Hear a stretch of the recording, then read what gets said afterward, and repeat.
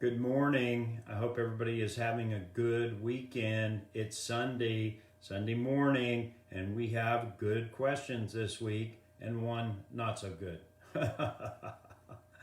Okay, so let's get started. The name of the submitter is Grant, and Grant asks this question: how do I determine what hires to make to continue scaling my online coaching business? He has a company that helps people via online low back rehab program. I know I can hire additional trainers to service my clients, but as I bring in more leads, how do I determine my role in the company? Right now, I do most everything. As far as demonstrations and closing a new client, I do that. Should I or can I hire someone to do that? So the rule for the entrepreneur in deciding what they should do is this: the highest and best use of your time. What is the highest and best use of your time? Typically, for the first few years, the highest and best use of your time is talking to customers. You are the chief sales officer. And then as you grow and other opportunities present themselves and you have more than you can possibly do, then you have to decide what your strength is and what the highest and best use of your time is. And then once you decide what the highest and best use of your time is, then you hire other talented people to do the things that you're weakest at, or that you're not effective at, or that you can't make yourself do. And that's the best answer I can give you, Grant, and hope it helps. Okay? Paris Crockett: do you have any suggestions as to where I could start a sales career to get great sales experience?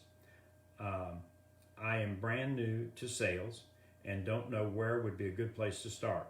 I have the desire to be the best salesperson I can be and become a professional. I also desire to have a business where I close high-ticket items and services for other entrepreneurs and business owners, as well as business-to-business selling. Do you have any ideas? As always, thank you for your time. So I worked with a woman my first year in coaching, and she told me that she wanted to drop her son off at school. She wanted to pick him up about 3 o'clock and spend that rest of the evening with him doing things, and that she wanted to make about $150,000 a year. And I told her that is an unrealistic position. It is not going to happen when you first start in any job. I would like to sell high-ticket items where people called me and I just took orders. That would be my goal, and I would make $1 million a year doing that. And we'd all like that kind of job, but that's not the way it works in life. So you're going to have to find a job at a low commission, a low pay. You may even have to work on a straight commission if you're serious about getting into sales. And I think you should talk to Shirley and ask this question. And if Shirley wants to set you up with a call with me, I'm glad to do it pro bono, no cost to you, to talk to you about how you get started in sales. But it's a long answer and probably too long for anybody watching this set of videos, okay? So good luck, Paris. You can do it, okay? Dane Brodeen said, how do I hire people that I can depend on?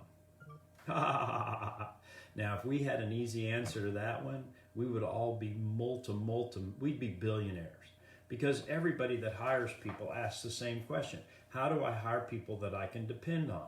Well, you can get better and better at it, but nobody is ever 100%. You know, the national turnover rate in sales is 25%, both voluntary and involuntary, and the national turnover rate in any company is around 20%, both voluntary and involuntary. And so we're always going to make bad hires, or we're going to hire people who move on to something that they perceive to be better. And so the real challenge is, how low can we get that percentage? And we do that by lots of things. But one is you interview a lot of people. You know, the law of averages says the more you see, the more you sell. The more people you interview, the better chance you have to get it right. The second thing is you can do some testing. There are plenty of free personality tests on the internet that will tell you what kind of basic personality that a person is operating their life on, and that will help you pick a better person. You can look at their track record. You know, if they've jumped a new job every year, what could you possibly offer them in your job that would change that job jumping that they're doing? You can be quick to fire, and the other thing is you can make a clear understanding on the front end. One of my favorite quotes, it's mine, is a clear understanding makes for a long relationship. And later, I think there's a question here this morning about how do I get dependable people, just like this one. And the answer is that you expect them to be dependable. You tell them if they aren't dependable, they're fired, and you hold to that standard. I work with a woman in Houston who has a salon, and, I told her she's got to have the 3-strike rule. 8 o'clock is on time, 8:01 is late. You come in at 8:01 3 times in a year, and you're fired. And if you're firm like that and you make people understand, then you will get a better quality of person. Okay? Next. Jessica Lynn Hernandez. Can you provide direction on how to begin finding investors to fund marketing and manufacturing and a new product I am inventing? Boy, that's another question, Jessica, that if we had the answer to that, we'd be billionaires, because everybody wants somebody who'll fund an idea. Most of the time, you're not going to find anybody to fund an idea unless they're in your family. Those are called angel investors, because they invest in you to help you, not because they think they're going to get a return on their money. So ask your friends and family if they'll fund your idea, and then if your idea works, you can get some other people to put money into it. Okay? She spent 15 months working on a new product and patent. My current profession has no relation to the mentioned idea product I have spent the last year collaborating on. It's an electrical device that can service mass commercial spaces like golf resorts and clubhouses, specifically residential and marine industry worldwide. And so, Jessica, you get somebody to use it, you get proof of concept, and then you'll have a chance to actually get some people to raise, to invest some money in you, right? Show me the product, show me a customer who uses it and likes it, and I'm a lot more likely to invest in it, okay? Next, from Rush. How do I develop centers of influence in my business? I'm a new real estate agent, and I heard developing centers of influence will build your business by having the right kind of people to surround yourself with. So I coach a lot of realtors, and I've had a lot of success coaching realtors, and I've made them a lot of money. One of my clients made $1,057,000 last year. That was her compensation, not her team. And I work with another realtor who made over $500,000, another one who made over $400,000. I'm working with a realtor now who will make $400,000 this year, and she made a little less than $200,000 last year. So I've had a lot of success at this. So listen to me when I tell you what to do. First of all, write down everybody you know on a list with their phone number that owns a home or is going to buy a home. And then you call 30 of those people a week. 30 a week. If you can't do it, do 10. But whatever the number is, you call them every week. You call till you get through the list, and then you start back through your list again. And you should have between 200 and 400 names on that list. How many friends you have on Facebook, And it's a very simple message you leave if they're not there. Hey, it's Tom Black. I just hadn't talked to you in a while. I wanted to catch up. By the way, I wanted to remind you, I'm still in the real estate business. If you or any of your friends or family would like help with real estate, I'm your man. So I hope I get to talk to you soon. Bye. Then I call the next one. Then I call the next one. Then I call the next one, right? And my live conversation is basically the same except for a little bit of rapport at the first. The second thing you do is you go to networking events. You go to every freaking networking event you can go to. 1 in 5 people that own a home today are going to move this year. The average person moves every 5 years in America that owns a home, which means 1 in 5 will be, by the law of averages, will be moving this year. So everybody you meet that owns a home right now is a potential prospect at some time in the next 5 years. And so you meet as many people as you can. You put them on a drip list on Constant Contact or MailChimp, and you send them something every month. Now, what I've told you so far seems very simple, doesn't it? But very few people can make themselves do that. And so it's not knowing how to do it, it's doing it. You can do it. You really can, but you're going to have to make yourself do it. Third thing that you can do as a real estate agent is to find referral sources, okay? Maybe it's your family, maybe it's somebody you work with, maybe it's a mortgage lender, maybe it's a contractor, maybe it's a builder, but find some referral source that will refer you business in return for you referring them business. Nothing wrong with joining a BNI group or some group like that where you're exchanging leads with other business professionals, okay? Next question. At what point do I give up on a highly profitable sale? Well, you don't really mean give up on the sale because you didn't make the sale or you wouldn't be giving up, right? So don't give up on a highly profitable sale. Give up on a highly profitable opportunity. That's what the question is. And what he says is, I have a customer I've done signs for before, and at some point in doing those signs, inquired about other signs. Since then, I've given him proofs and prices and I haven't heard anything back. That's the first problem. He's waiting for him to call him back. He isn't going to call you back. During the winter months, he is less prone to be in the office and be with his family. But I have sent multiple emails and left messages with his secretary. When do I give up on the sale and stop trying to contact him? Well, there's several things you can do here. One, you can say to the secretary, if you're really talking to his secretary, Mary, look, I've been trying to reach Bill continuously, and I don't want to pester him. So would you just ask him if he's interested in talking to me or not? And if he isn't, just let me know, because I don't want to be a pest. Second thing you can do is you can write him an email. I call it the Bob email because I first developed it for somebody named Bob, and it goes something like this. Bob, good morning, I hope you're well. I guess one of three things have happened. Either one, you've entered the witness protection program. Two, you've fallen and can't get up. Or three, you've lost interest in the project that we discussed. Please just let me know whether or not I should continue calling or emailing you. If not, it's okay. By the way, I hope you haven't had an illness or a death in the family and that's kept you away from responding. Have a great day, Tom. And so I'm guilting him a little bit, and I'm also at the same time being respectful of the fact that he may or may not have been available. You know, people say, I couldn't get a hold of you this weekend. I go, yeah, I was in a place where there was no cell service, you know. They don't understand the situation. They're irritated. So don't be irritated until you find out the situation, okay? And then you'll know whether to give up or not because they'll tell you, yeah, quit pestering me. Or they'll say, no, I'm really busy. Call me in a month, okay? Next question. Am I being lazy? Yes, you are. I get more work done. This is the craziest question. Working remotely at a Panera Bread or in the car than in my home office or my room. My room is small, but the windows are small. I can't see nature. My office desk is my room, but so is my bed. I seem to get more work done when I'm able to stare at nature when I'm in the car or when I'm in a Panera Bread. Is there a way to set things up to be more productive? Well, let me just say this, Joshua. You just work where you can be productive. That's a really silly question.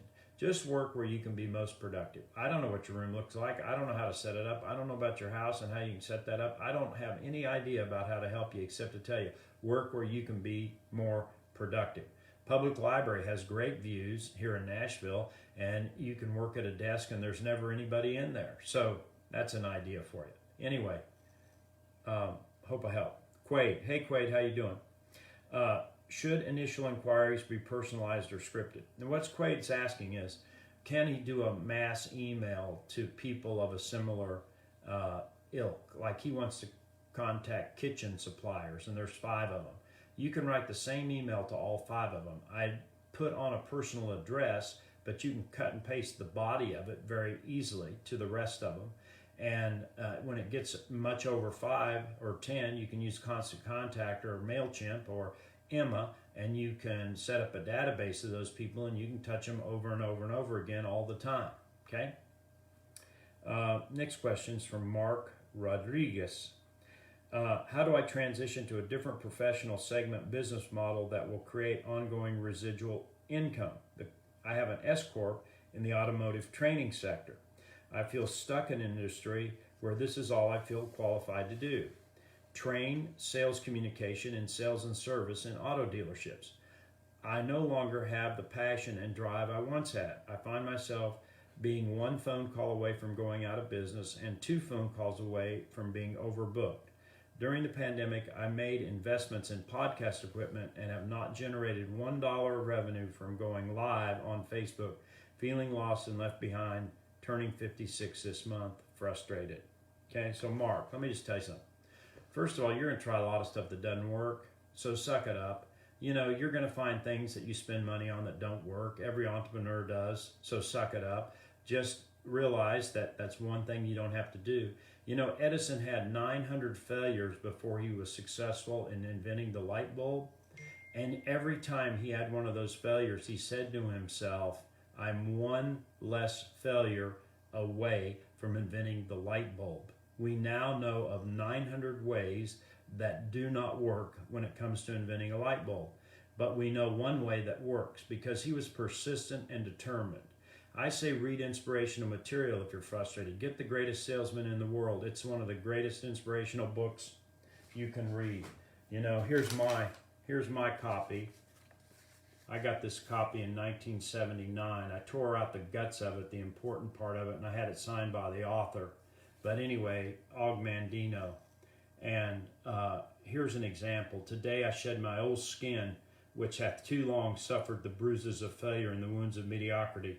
Today I am born anew, and my birthplace is a vineyard where there is fruit for all. Today I will pluck grapes of wisdom from the tallest and fullest vines in the vineyard. So the point I'm trying to make is read something inspirational like that so that it will make you buckle down. Now, recurring revenue, you do not have a recurring revenue model in that business. And so you're just going to have to switch businesses if you want a recurring revenue model.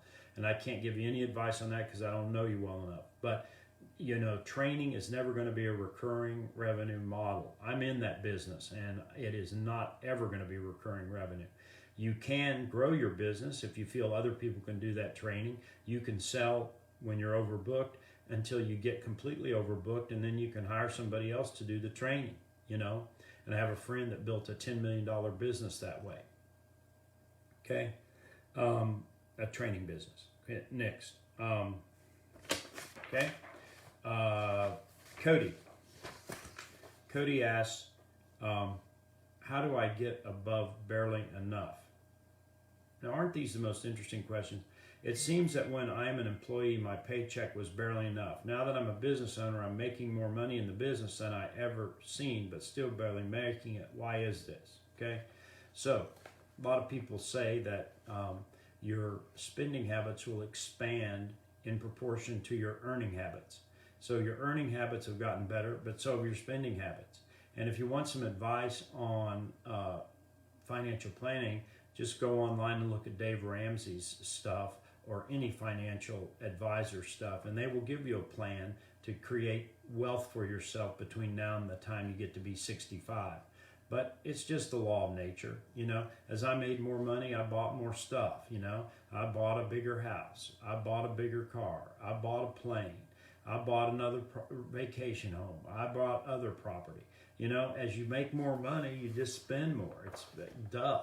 So don't worry about that. Just worry about the fact that you will have enough. Just worry about this, that you will have enough by the time you get to be 65 to live on the money you've made in your lifetime and not depend on the government or the church or your children or a charity or some other source of income to survive.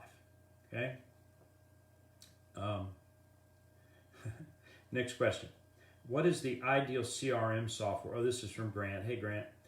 Software for us to track a setter's leads.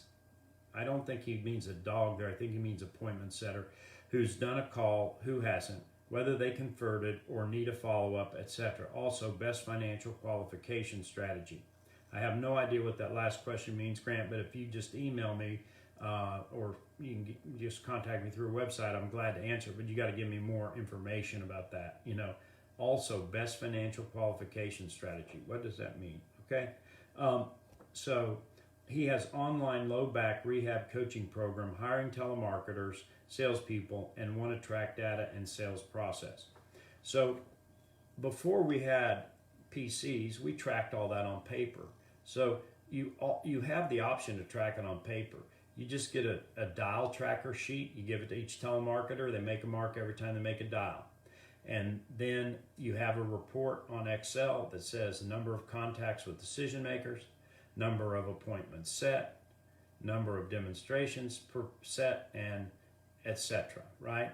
And I've done all those by hand and all those then by Excel. And now, of course, we have Salesforce and we have Pipedrive and we have we have all sorts of CRMs that you can use. Just find one that you like. But I've named 3 of those for you. But if you Google CRMs, you'll have 100 choices. And find one that works for you, or just start with Excel. It's a lot cheaper. Okay? Next. This is from Michael Wilding. Hey, Michael. What would I need to put in place to help prevent infringement of my intellectual property from a new competitor on the market? I own a ticketing platform for selling event tickets. I'm looking to get my website reprogrammed with a new programming language.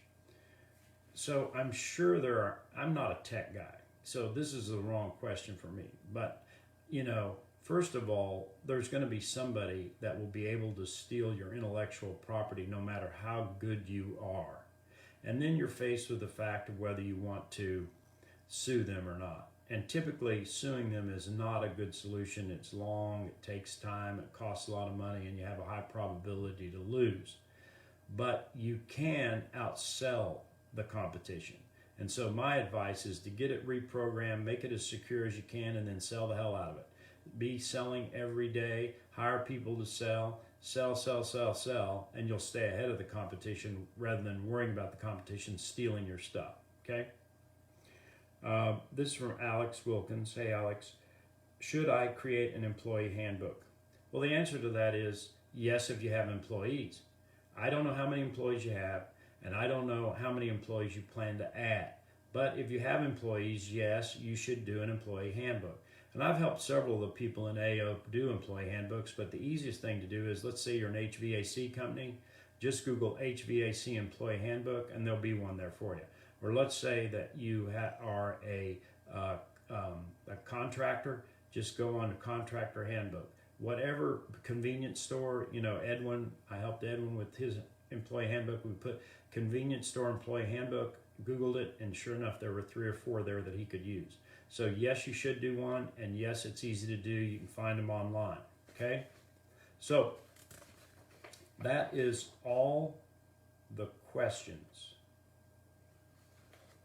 I think. Yeah, that's all the questions today. And so I appreciate it. I like it when there are a lot of questions like this. Please send them in. If I didn't give an answer, contact Shirley at AO and have her set up a call with me and, pro bono, help you any way I can, okay? Have a great week. We're coming down to the end of March. The first quarter is almost over. And as you look back on the first quarter, did you accomplish your goals? Probably not. Or if you did, congratulations. And so now, whatever you've done the first quarter, put it behind you, set new goals for the second quarter, and now, go sell something. Hey, Kelly.